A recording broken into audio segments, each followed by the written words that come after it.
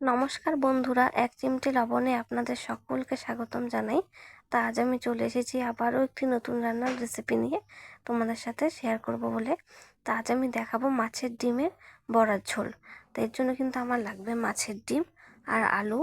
তা প্রথমেই কিন্তু আমি মাছের ডিমগুলোতে লবণ ও হলুদ দিয়ে ভালোভাবে মেখে নিয়েছি। 5 মিনিট মতন ওগুলোকে মেখে রেখে দিয়েছিলাম। তারপর কিন্তু কড়াইতে তেল গরম করে বড়ার আকারে আমি ডিমগুলো কিন্তু ভেজে নেব। তা তোমরা দেখতেই পাচ্ছ যে আমি ম্যারিনেট করে রেখেছিলাম। এরপর কিন্তু আমি বড়ার আকারে এগুলোকে ভেজে তুলে নেব। আর অন্যদিকে মশলাতে কিন্তু আমি ব্যবহার করব জিরে, আদা, ধনিয়া ও লঙ্কা। তা আমি একটু রান্নাটা ঝাল ঝাল করবো, সেজন্য কিন্তু লঙ্কার পরিমাণ একটু বেশি দেবো। তো এগুলো কিন্তু আমি মিক্সিতে পেস্ট করে নিয়েছি। তা তোমরা কিন্তু এই মশলাগুলো শিলে বা মিক্সিতে চাইলেই কিন্তু পেস্ট করে নিতে পারবে। তা এরপর আমার কিন্তু বড়া ভাজা মোটামুটি হয়ে এসেছে। তা বড়াগুলো ভেজে আমি তুলে রেখেছি। তা আমি এখানে মোটামুটি হাফ কেজি মতন বড়া নিয়েছিলাম, তা সেটাই আমি ভেজেছি। এরপর কড়াইতে তেল গরম করে আমি জিরে ও পেঁয়াজ কুচি সম্বারে দিয়ে দেবো। পেঁয়াজ কুচি সম্বার দিয়ে এটাকে মিডিয়াম ফ্লেমে রেখে 5 থেকে 7 মিনিট মতন কিন্তু ভালোভাবে নাড়াচাড়া করতে হবে, যতক্ষণ ব্রাউন কালার না আসবে। তাই এটাকে ব্রাউন কালার আসার জন্য কিন্তু 5 থেকে 7 মিনিট মতন ভালোভাবে নাড়তে হবে। এরপর মিক্সিতে পেস্ট করে রাখা যে মশলাগুলো আমি বললাম, সেই মশলাগুলো কিন্তু এখন আমি এখানে দিয়ে দেবো এই পেঁয়াজের মধ্যে। দিয়ে এটাকে ভালোভাবে কিন্তু নাড়াচাড়া করতে হবে। নাড়াচাড়া এবং লবণ ও হলুদও কিন্তু দিতে হবে সামান্য পরিমাণে মশলার মধ্যে। তো বন্ধুরা, আমার ভিডিও যারা দেখো, আমার ভিডিও কেমন লাগে আমাকে কমেন্টে জানিও। আর আমার রান্নার ভিডিওগুলো যদি তোমাদের পছন্দ হয় বন্ধুরা, আমাকে কিন্তু অবশ্যই একটু লাইক, শেয়ার, ফলো ও সাবস্ক্রাইব করে দিও। তোমাদের একটু ভালোবাসা পেলে কিন্তু আমি আরও নতুন নতুন ভিডিও দিতে উৎসাহিত হব বন্ধুরা। তা তোমরা দেখতেই পেলে আমি মশলাগুলো দিয়ে দিলাম।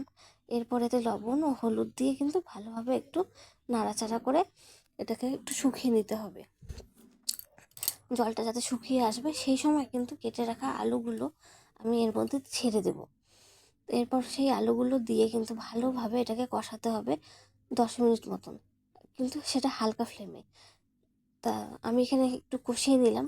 তা আমার জল কিন্তু মোটামুটি শুকিয়ে এসেছে। এরপর আমি এতে কিন্তু আলুগুলো দিয়ে দেবো এবং এর থেকে একটা সুন্দর কিন্তু গন্ধও বার হবে। তো সেই সময় কিন্তু আলুগুলো এতে দিতে হবে। তো প্রথমেই আলুগুলো কিন্তু আমি দেবো না।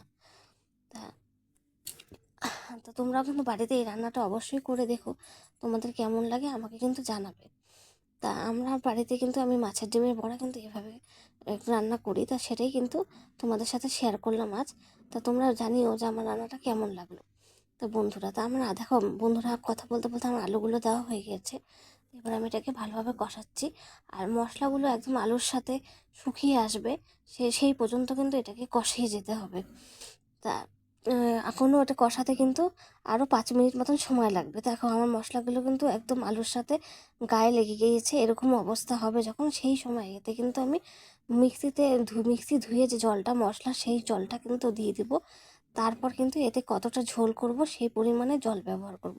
তা তোমরা কতটা পরিমাণে ডিম ও আলু ব্যবহার করবে সেই পরিমাণে কিন্তু জল ব্যবহার করবে। তা আমি কিন্তু আমার পরিমাণ অনুযায়ী কিন্তু জল এখানে ব্যবহার করে নিয়েছি। এরপর এতে ভেজে রাখা ডিমগুলি দিয়ে ফুটতে দেবো।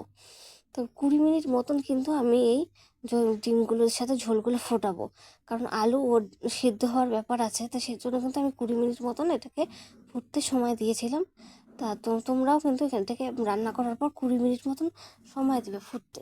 তা আমার কিন্তু না এখান থেকে ঝোল থেকে বলক আসতে শুরু করে দিয়েছে। তা মোটামুটি তার মানে আমার রান্না হয়ে গেছে। তা আমি কিন্তু নামিয়ে নিলাম।